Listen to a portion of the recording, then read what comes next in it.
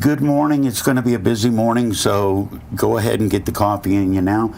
Teleforum. The first hour is going to be Rappin' with the Reps. Jim Marshall is with me and Josh Kail is with me, looking quite dapper. You need to go on Facebook just to see. I thought Jim and I are sitting here waiting. Josh comes in. The first thing I thought was, oh, we're getting served with papers. Okay. If you've got questions for the representatives, you can call them in. 724-843-1888 or 774-1888. If you don't want to call them in, that's fine.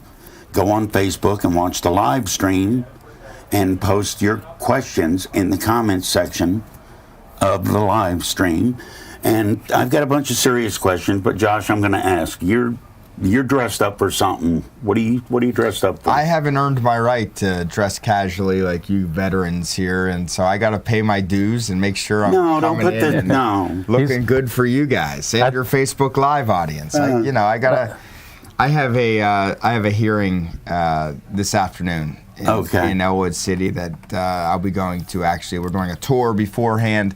That I'll be going to at 10:30. We have the Republican Policy Committee having a hearing on transportation and infrastructure. Really? Up in the Newcastle region, yeah. And so we're investigating those issues and trying to find solutions to the problems that we have that are becoming obstacles for opportunity for the Commonwealth.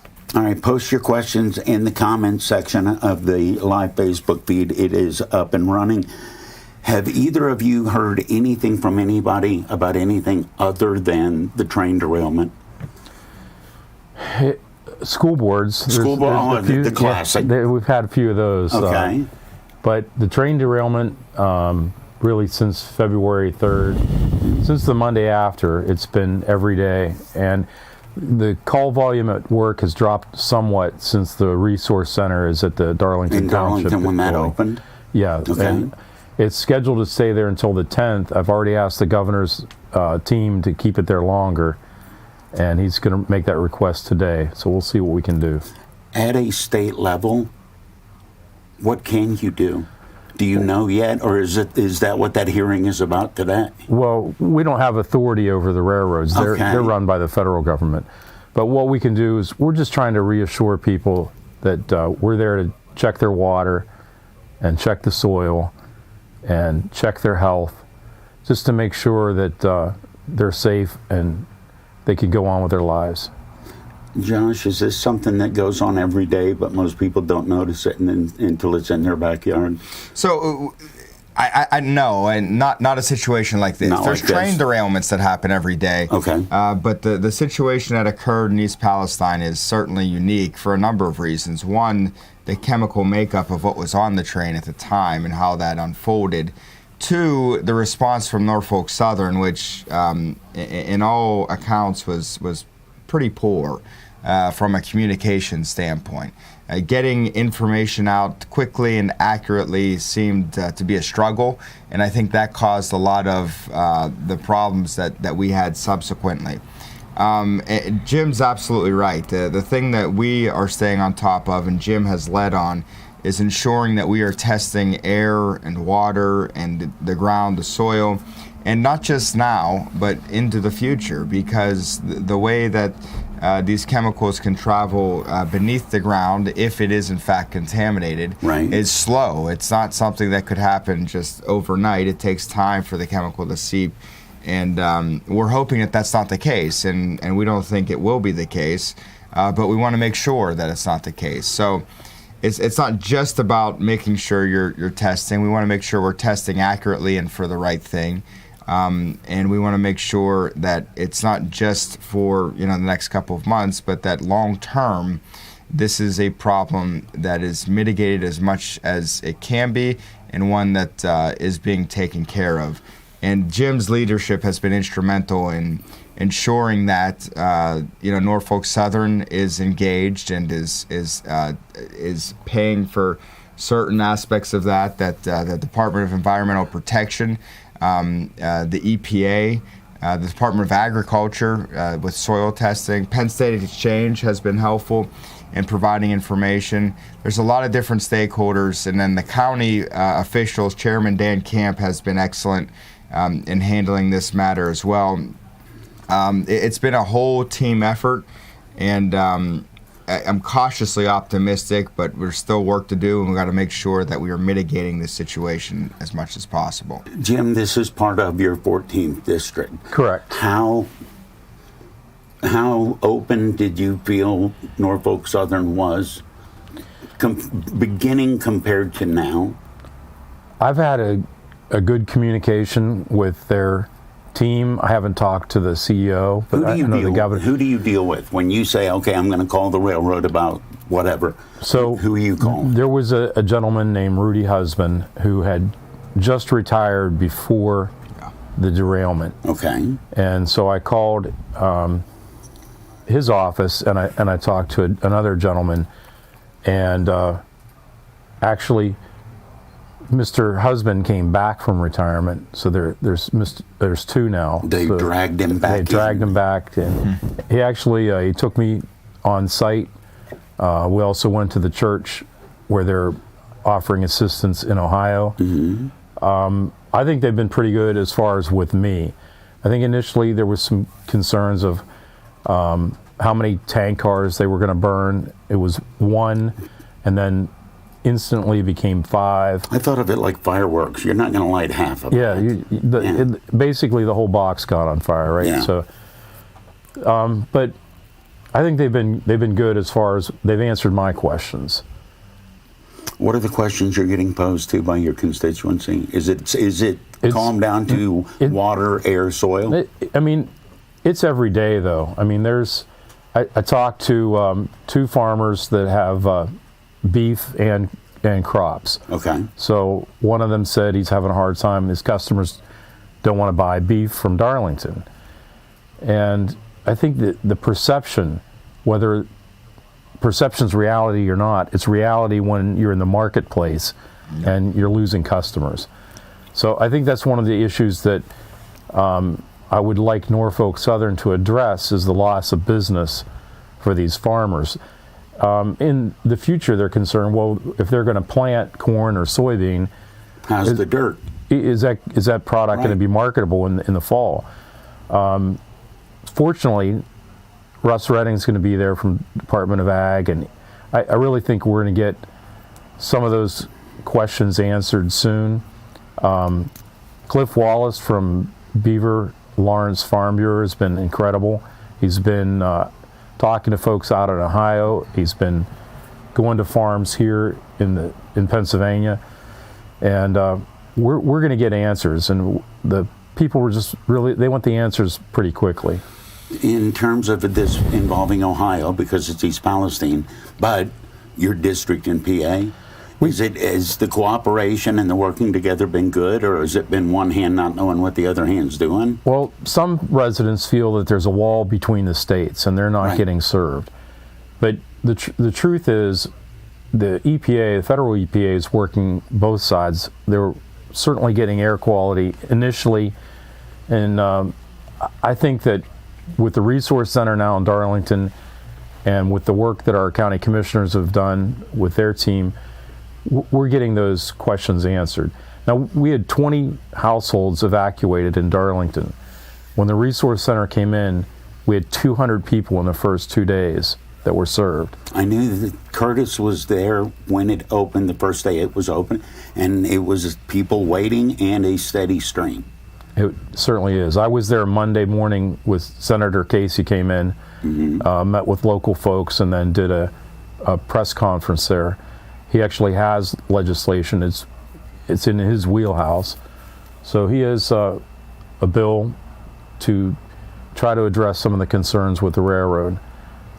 But we're working together, federal, state, and local governments working together to make sure that there's peace of mind and public safety in Darlington. It is Teleforum on Beaver County Radio. Josh Kail is my guest. Jim Marshall is my guest. They are state representatives from the 15th and 14th districts, respectively. If you've got a call or a question, you can call in the question.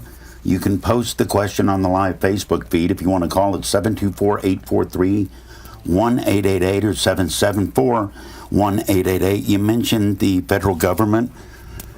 I saw the law. Something changed in 1970 where the feds are in charge, right? Is anything possible to be done in Harrisburg where we can be in charge of the ground under our own feet? Or is that too big a battle against the feds? No, there's certain things that Harrisburg does have jurisdiction over as it relates to whether it's property rights underneath us, mineral rights. It's run through state law. As it relates to this particular situation, helping with the testing, helping with the soil testing, the air testing, the water testing, and ensuring that it's done in an appropriate way. That's really what our focus has been on. And I did want to mention one other thing. Jim kind of alluded to it.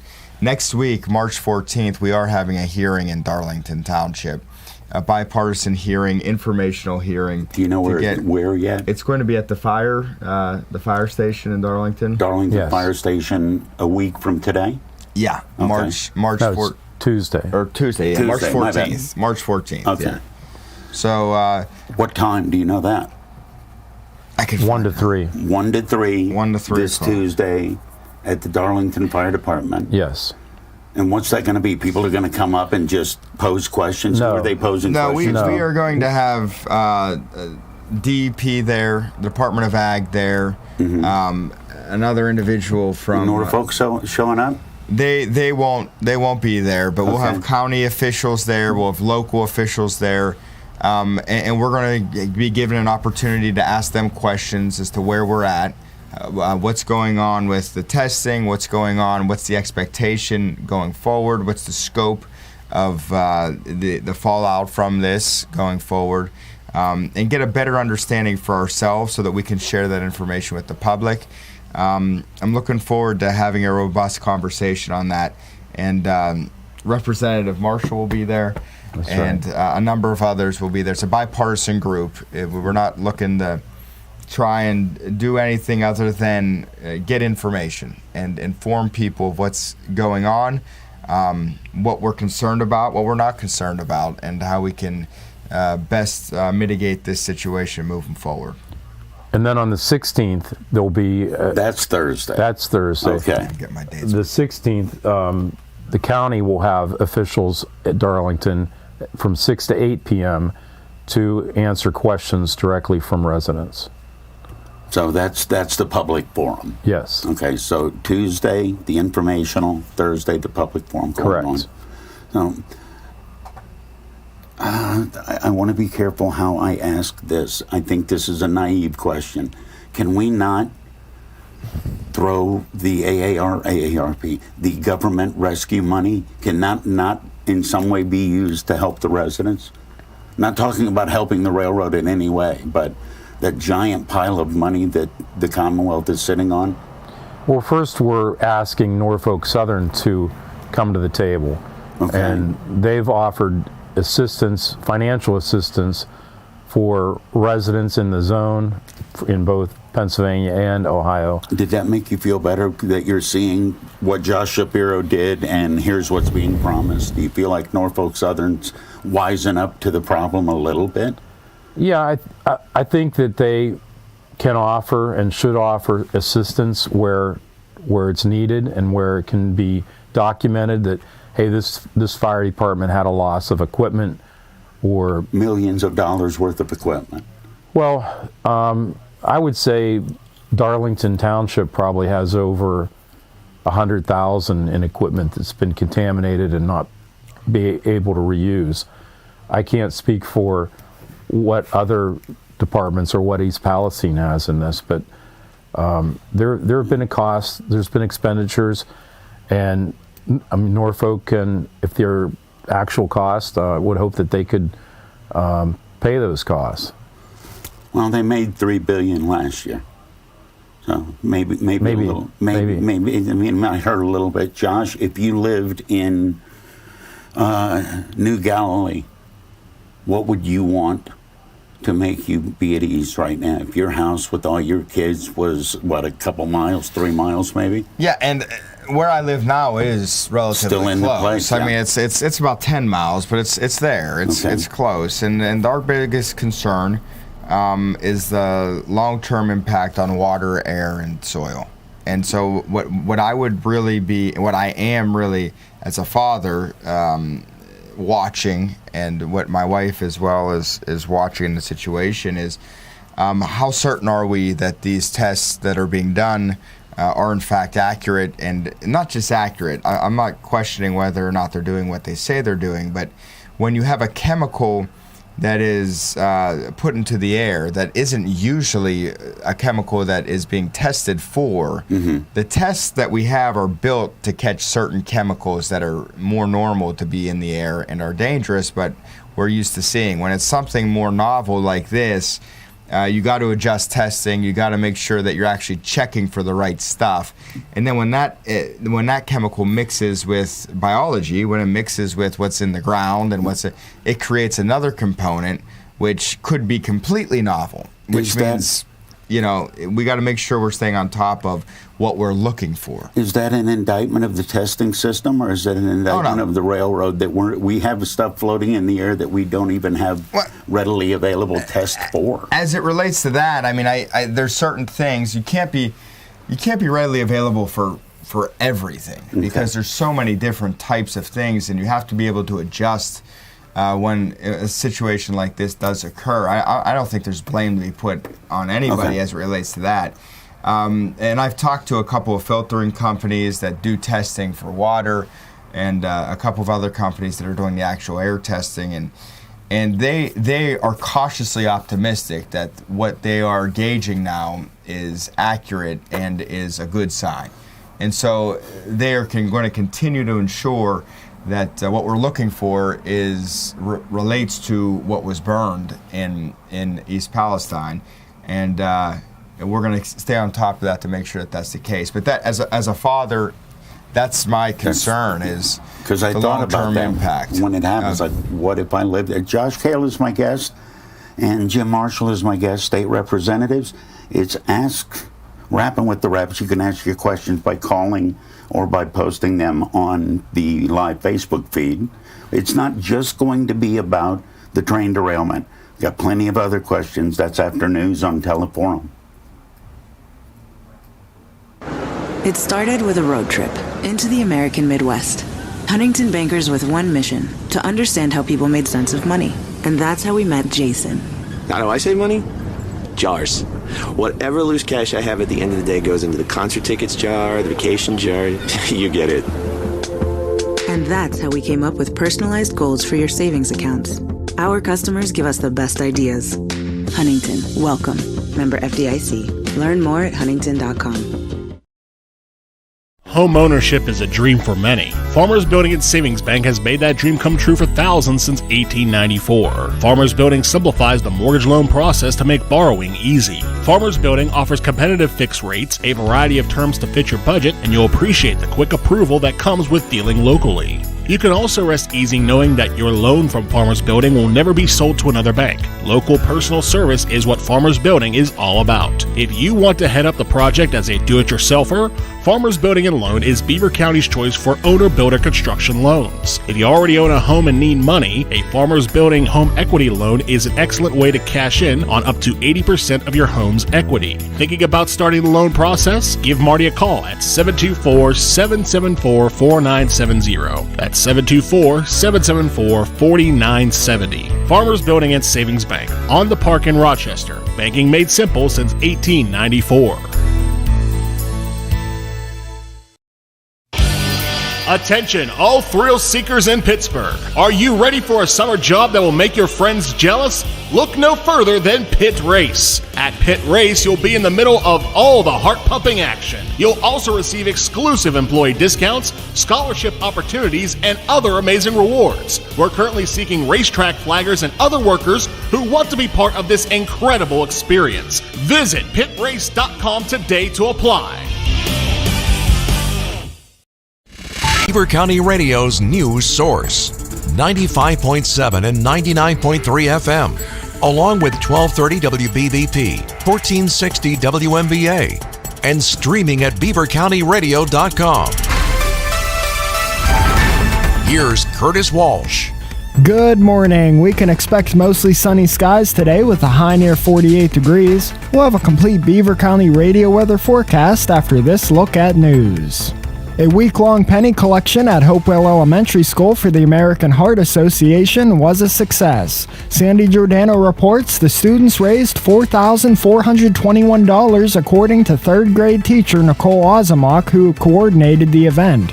A representative from the Heart Association was present at the school to receive the donation on Tuesday afternoon. Principal Corey Kane reported that the third graders collected the most pennies. Sandy says, "Congratulations, third graders. You really have a heart." The Central Valley School District met for a work session Wednesday night, and a contractor was in attendance to give the board an update, and one of the key points was that electrical work is being done in the building, and he explained the progress being made in other areas of the school. The board members commented on the great job students that performed in Godspell did last weekend. Several middle school students will participate in the Math 24 competition. Some middle school students participated in the district's presentation of Godspell last weekend. Coins for Critters will be held as a competition among classrooms for the Humane Society, and 16 students will participate in the academic games in Florida. Carla Kasanovich, Center Grange Primary School principal, announced that Monday, March 13th through March 16th is kindergarten registration, and 122 students are already registered. She added that there were meetings with parents last week and they were able to answer questions. The board meets again in regular session on Thursday, March 16th at 7 p.m. in the high school cafeteria. Ty Patillo, coordinator of the proposed Aliquippa Food Co-op, announced that there will be a meeting at 6 p.m. on Tuesday, March 21st at the B.F. Jones Memorial Library. The meeting topic is titled Discussion and Mission. State Representative Rob Matzey announced that he has been appointed Majority Chairman of the House Consumer Protection, Technology, and Utilities Committee. Matzey said he is looking forward to continued leadership as the Majority Chairman and the role he can play in developing and promoting bills to better protect the state's consumers. Formerly known as the House Consumer Affairs Committee, the House Consumer Protection, Technology, and Utilities Committee has jurisdiction over the Public Utilities Commission and reviews bills related to a broad range of consumer matters, including but not limited to consumer privacy, utilities, broadband, and other technology-related issues. The Pennsylvania Senate voted to confirm Michelle Henry, a lifelong public servant and former First Deputy Attorney General, to serve as Pennsylvania Attorney General. The vote follows Monday's unanimous decision by the Senate Judiciary Committee to recommend and advance her nomination. A prosecutor for more than 26 years, Henry rose from intern in the Westmoreland County District Attorney's Office to now serve as the Chief Law Enforcement Officer for the Commonwealth. She is a graduate of Allegheny College and the Widener University School of Law, worked for the Westmoreland County Legal Aid Office, and clerked for now retired Lancaster County President Judge Michael George Ellis. Here's the Beaver County forecast on 95.7 and 99.3 FM, along with 1230 WBVP, 1460 WMBA, and streaming at beavercountyradio.com. We can expect mostly sunny skies today with a high near 48 degrees. We'll have a chance of snow tonight with increasing clouds going down to a low of 33. Rain and snow likely tomorrow with just rain in the afternoon and then some snow creeping back in the evening with a high of 41. A chance of snow on Saturday with mostly cloudy skies and a high near 36. And a chance of rain for Sunday with otherwise mostly cloudy skies and a high of 42 degrees. That's a look at the news for now. I'm Curtis Walsh on 99.3 FM, 95.7 FM, 1230 WBVP, 1460 WMBA, and streaming live around the world at beavercountyradio.com.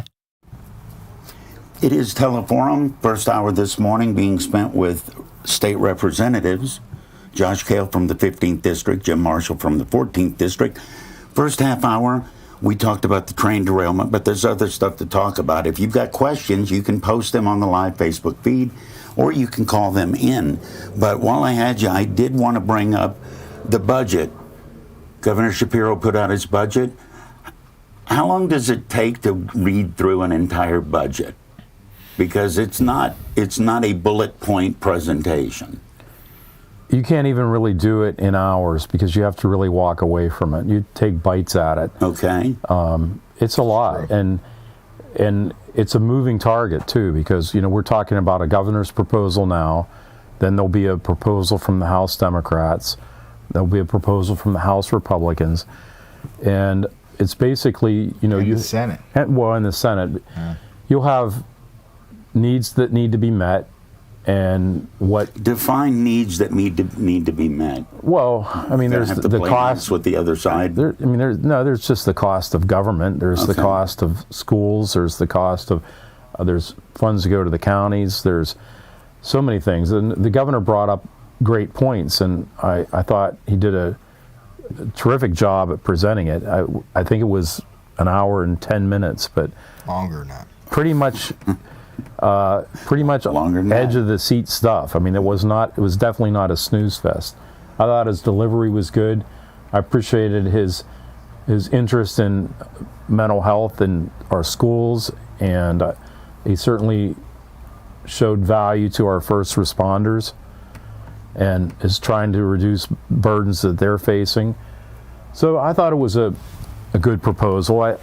I'm sure Josh has some input on that as well. Was it a good proposal? Because in the media and the attention span that we have, we're not going to read a little bit and then go back and then read a little bit. You get the highlights or the lowlights. It was certainly a different approach than what we've seen from Governor Wolf in the past, where Governor Wolf would start with a grandiose budget. It was obnoxious as far as how much he wanted to spend. There'd be tax increases. There'd be all kinds of different aspirational items that he would have in there, and by the time we got to the budget, it was so whittled down and it was relatively mundane, and we passed it, and we got done the things that needed to get done, and we were responsible. What was the point of him doing that? Just ask for the world and have something to give back? A bargaining chip, okay. and also letting people know where you stand and letting people know that you're with them, and so it's there's a political mechanism there as well. A couple of the things that, the essential things that Representative Marshall was talking about that were mentioned in his budget that I think were very important. He talked about increasing state police presence and increasing state police cadets and getting more of them. I thought that was great to hear Governor Shapiro talk about that.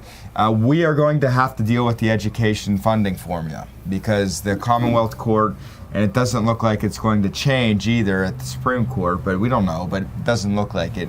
The Commonwealth Court has said that our education funding formula is unconstitutional. Because some schools get less money than they should and some get more. Yeah. I know I'm oversimplifying and it. So there's a very complicated way that money goes from the state. Right. From the state, because 60% of funding comes locally in most school districts.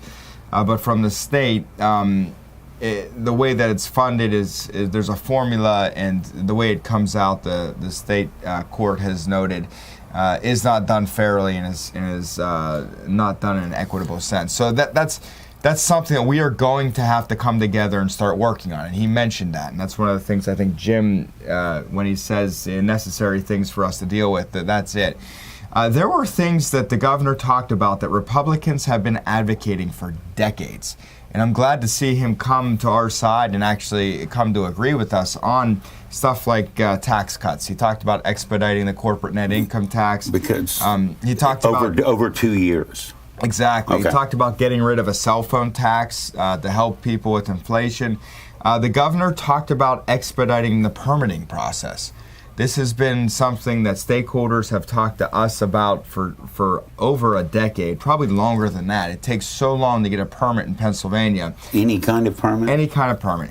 It is hindering people from developing. Major projects are moving out of this region because of Department of Environmental Protection's failure to pass permits in a timely fashion. Do they not have that sounds...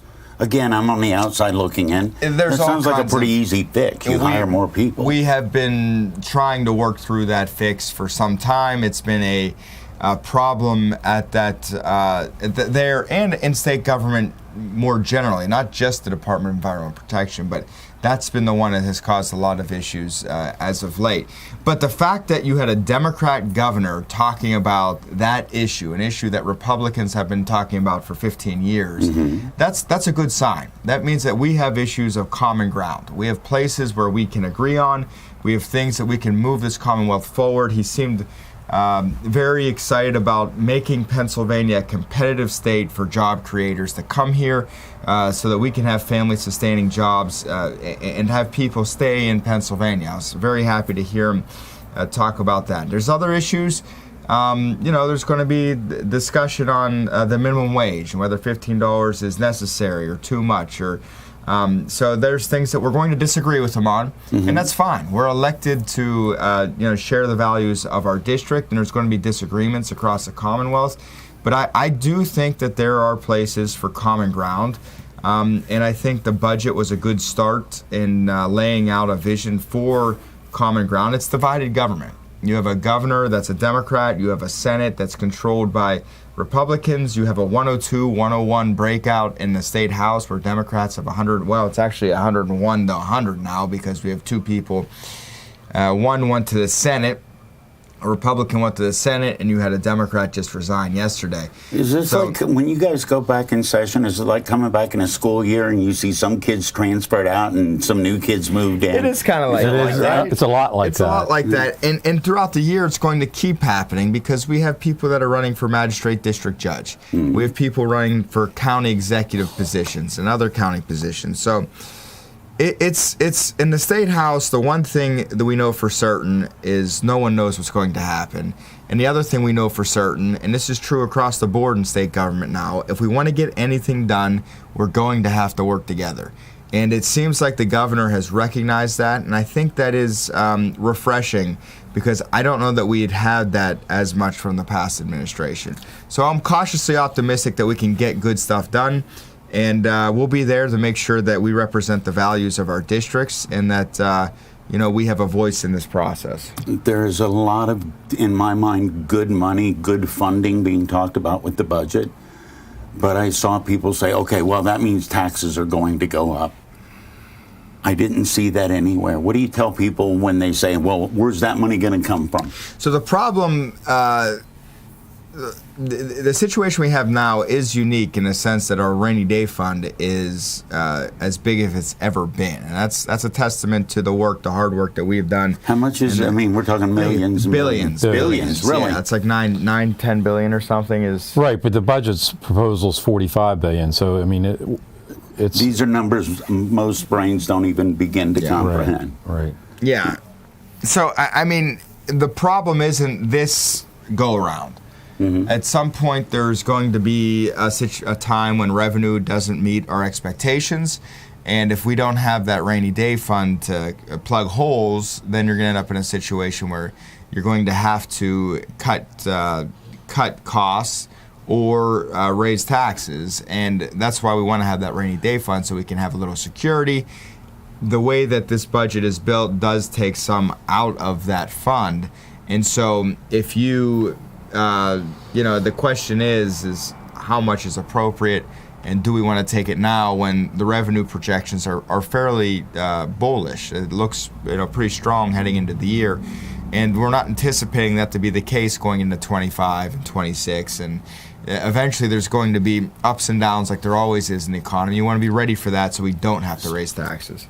Is there a set criteria for when to go into the rainy day fund? Or is that too much of a moving target? Because like you said, from one year to the next, the market could be completely different. So there's an expectation as to what the criteria is, but at the end of the day, it's determined by what the House, Senate, and Governor agree on, and it's state funds, and state funds are appropriated by the State House and the Senate and the Governor. So it's determined by how we want to use it and what we think is the best way of using it. I have thoughts on it. Jim has thoughts on it. All 203 House members have thoughts on it, and so do every senator and the governor. It's about finding a spot that makes sense for the entire Commonwealth and making sure that our voices are heard in the process so that our districts have a voice in that as well. Well, I'll start with you, and then I'll go to Jim. Josh, Kail, you're allowed to spend X amount what's the highest priority if you're going to take it from the rainy day fund? Where would you put it? Right now, for my district, I think infrastructure would be a major focus. The thing about infrastructure is there's actually a return on the investment. So our bridges, our roads, you're finding a way to really get the most out of industry that's here and finding a way to incentivize industry to come by having the infrastructure in place so that they can transport their goods in and out of the region. We have a lot of things going for us for potential manufacturing and other jobs in that nature. One of the things that we are lacking in is infrastructure. With the train derailments, I would certainly focus a certain portion of funds, but it's already being focused with Norfolk Southern in the Department of Environmental Protection, Department of Ag.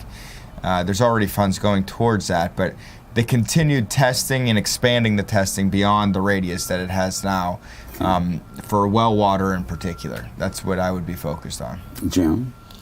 Well, I've always been supportive of infrastructure, and including broadband. Mm-hmm. So we need to make sure that our bridges and highways are safe and adequate to make sure that we can move goods and, of course, our residents. And then broadband, there's a new reality with people that are working from home. They may be educating their children from home. They certainly can do telemedicine at home. And we want to make sure that as many homes as possible have access to the internet. And we really want to bring businesses here. We have to really get to build things in Pennsylvania again. We need to use Pennsylvania's resources and energy, and we need to build things here again. That's right, and the infrastructure is like the bones of that, to ensure that people can come and do that, and that's what we're advocating for. How hopeful are you that the Norfolk Southern derailment maybe open people's eyes to the deficiencies of our infrastructure? I think there's a lot of things that need to be stated about infrastructure and as it relates to rails. And first off, nothing's ever going to be perfect. There's going to always have situations. There is infrastructure issues. The rails are privately owned, though. It's different than, a road or a bridge, and I know that they're heavily regulated. But if Pennsylvania can say, you own the land, but we own the water, can Pennsylvania, which they do, yep. Can they not say, okay, that's our land that your train tracks are on, we're in charge? Yeah, well, and that's where it does become a regulated industry, and that's where there needs to be investment in it. I get a little bit, like I saw the infrastructure dollars, and there's like $66 billion at the federal level geared towards railroads infrastructure, and it's a giveaway to private companies. It's that's not $66 billion to a company one company made $3 billion last year. And so it's just but that's not state stuff. That's right. Federal, and that's a different conversation dating back to the 1820s on the beginning of railroads and how that's all worked in this country. But I just think what Jim said, too, about broadband is such a critical a point. In my entire district, from Washington down the southern part of the district to the northern part in Beaver, broadband is absolutely essential, and it's something that needs to be treated as such. All right. We've got a caller that wants to ask a question. Are you there, caller? Good morning, Ed. Good morning, Josh and Jim. Hi, this is Georgie Porgy calling you. Hi, Georgie. What's your question, brother? Okay, I have a question to the gentleman. Governor Wolf was supposed to give back $2,000 to every resident that made under $80,000 a year. Instead, did the money go back to the federal government? Because that's what he was worried about. I don't ever remember. I remember the governor talking. Governor Wolf said he is going to give everybody $2,000. And Georgie's question was, is that still money that's sitting there that we're going to get, or did that get sent back? Or I remember that being pitched. I don't remember that being decided. It was money that never existed. It was like corporate. Okay. Yeah. They're basically, the governor's saying, well, let's just give $2,000 back to everybody. I remember when he said that. There was no legislation to do that. It was, I would like to say it was an empty campaign promise, but it wasn't really It was strange, because it wasn't even a campaign. It wasn't his campaign, but it was it was our campaign season. So short answer, I don't need to look for a check in the mail. No, there's no money that transferred. There's no money that came from the federal government. No money that was allowed or decided. There was none appropriated to do that. Yeah, there was no. That was never a thing to be appropriated with. All the federal money that did come to Pennsylvania has been placed appropriately and will be used in Pennsylvania. And there's promises, I guess I'll say, in this budget of increasing the rent rebate program so that individuals with certain incomes get a certain dollar amount back, and the proposal is to increase that dollar amount and to increase the limit so that more people have access to this rent rebate. Which is all well and good, but that doesn't mean it's a done deal. It's not a done deal. I mean, it's something that could be achievable, but that's different than Governor Wolf's proposal. That we're still hearing that. Where's my $2,000? Yeah, I had folks that said, if you don't support that, I'm not voting for you. I said, there's nothing to support. There's not even anything to support. It's remarkable. Yeah, it's just it was a story. That's it. And nothing more. All right. I got a message yesterday, and I promised I would bring this up. They're widening the turnpike. Sure. You know about this. How long is it going to take? How much is it going to mess up traffic? Have they done all of the feasibility studies? Because I know you said they're moving dirt. Where is this at on the turnpike? So the turnpike has projects all across Pennsylvania, especially right in Somerset. They're widening. They're going from 2 lanes each direction to 3 lanes each direction. If you've driven to Somerset, it looks like Mars out there. They've flattened everything. Yeah. And then locally, they're doing that in Big Beaver Borough at the 13-mile marker. The bridge that crosses the Beaver River is due to be replaced. They will not close the turnpike there. They will build a bridge beside that bridge, like they did in New Kensington. So they're building a bridge so they can replace a bridge. Yes. Once they build the replacement bridge to replace the one, don't they have a bridge now? So the bridge is beyond its lifespan. Okay. Okay. It needs to be replaced. You can't just tear it down, close the turnpike, and reroute traffic. They're not going to do that. Norfolk Southern would disagree with that statement. They are going to build a bridge beside the existing bridge. Mm-hmm. That bridge will probably have 3 lanes each direction, also with entrance and exit lanes.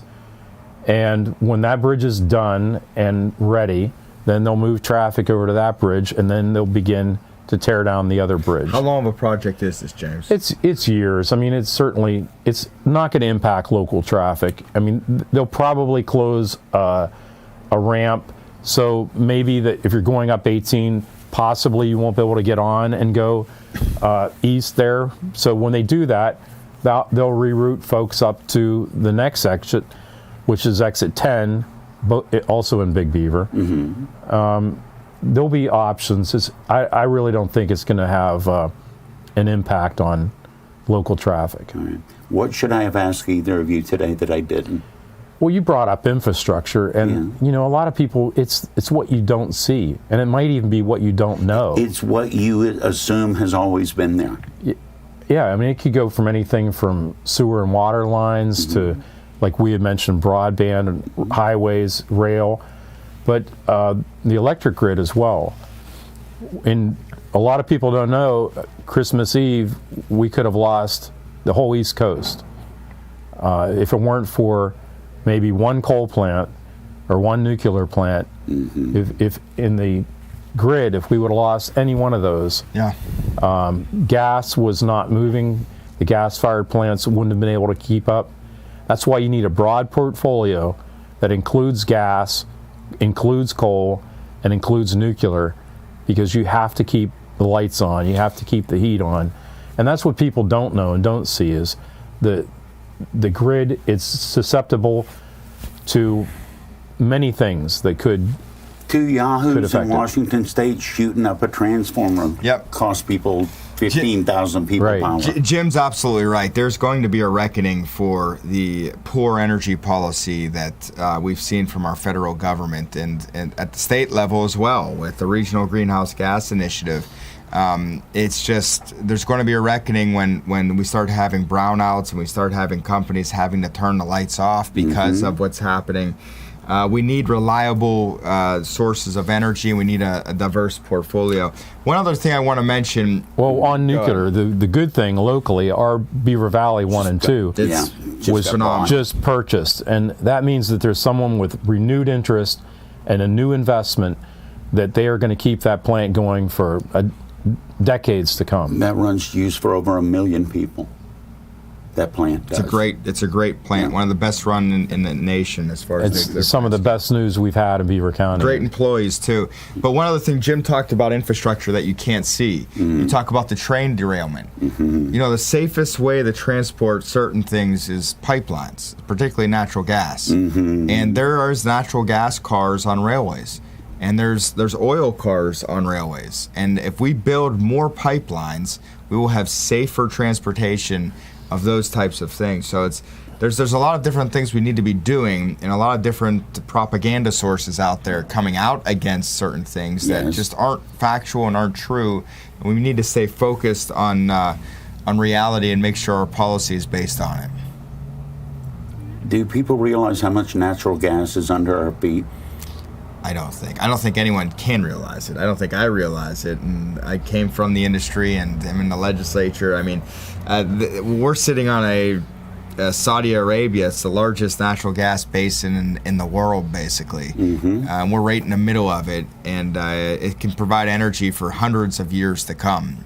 And so it's exciting. It's a great opportunity. It's one that we need to leverage and look at responsibly. Josh Kail, 15th District, Jim Marshall, 14th District. Thank you both very much. It's always good. Always good to be here. Eddie. Always great to talk to you guys. It's Teleforum. We've been rapping with the reps. It is Beaver County Radio. Now entering our 75th year of serving Beaver County. You're listening to 99.3 FM, 95.7 FM, 1230 WBVP and 1460 WMBA. Part of the St. Barnabas Radio Network.